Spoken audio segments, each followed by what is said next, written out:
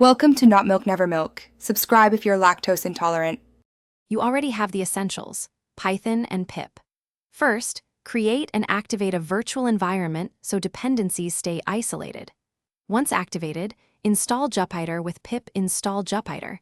This gives you the Jupyter command. Now run Jupyter Notebook from your project folder to launch the server and open the browser. Make sure the terminal shows a local URL and a token. That token lets your browser connect. By starting here, you avoid permission and path issues and get a reproducible workspace.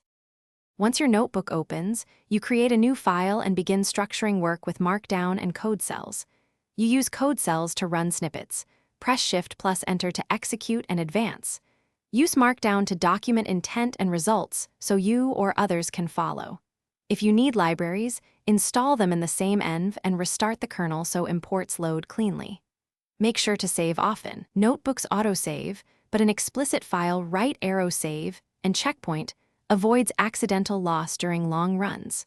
To finish, export your notebook to the format your audience needs: HTML for reports, PDF for printing, or keep.